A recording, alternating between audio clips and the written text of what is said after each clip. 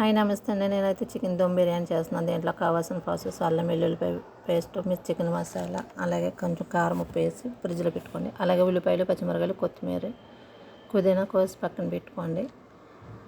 అలాగే నూనె కాగిన తర్వాత ఉల్లిపాయలు ఫ్రై చేసుకోండి దోరగా ఎక్కిన తర్వాత ఈ లోగలో వాటర్ పెట్టుకుని మగ్గులు, గదం చెక్క, నూనె, కొంచెం ఉప్పు, మిరియాలు వేసుకొని ఆ నీళ్ళు మరగబెట్టుకోండి రైస్ కోసం. ఈ లోగలో ఉల్లిపాయలు దోరగా ఎగినాయి. ఉల్లిపాయలు బాగా దోరగా వేగిన తర్వాత ఈ లోపల బిర్యానీ ఆకు, మిరియాలు, లామగ్గులు, గదం చెక్క, లాలిక్కాయలు, ఈ లోపల దోరగా వేగిన ఉల్లిపాయలు మనం అవి వేసుకుని ఫ్రై చేసుకుందాము. అవన్నీ వేసుకుని ఉల్లిపాయలు నీట్గా ఫ్రై చేసుకోండి.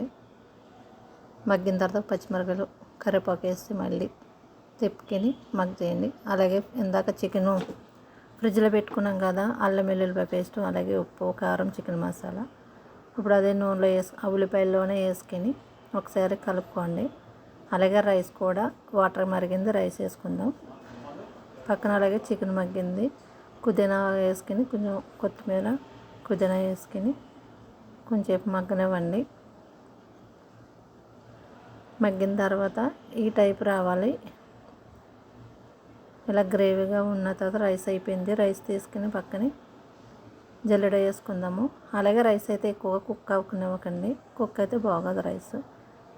అలాగే జల్లెడ అయిన తర్వాత కొంచెం సెట్లో అడిగిని సగం అన్నం వేసుకోవాలి, సగం రైస్ వేసుకున్న తర్వాత దానిపైన గ్రేవీ కూర వేసుకోవాలి. గ్రేవీ కూర వేసుకున్న తర్వాత కొంచెం కొత్తిమీర వేసుకుందాం.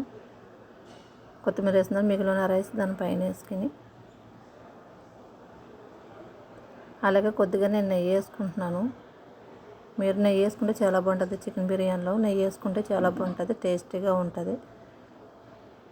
అలాగే దాన్ని అంతా సదిరేసి పైన పెట్టాను, మూత బరువు పెట్టాను. ఇప్పుడైతే చికెన్ బిర్యానీ రెడీ అయిపోయింది. చూడండి, ముక్క కూడా రైస్ బాగా కుదిరింది. అలాగే చికెన్ ముక్క కూడా బాగా ఉడికింది. టేస్ట్ అయితే మాత్రం చాలా బాగుంది. చూడండి, స్మెల్ అయితే అదిరిపోతుంది.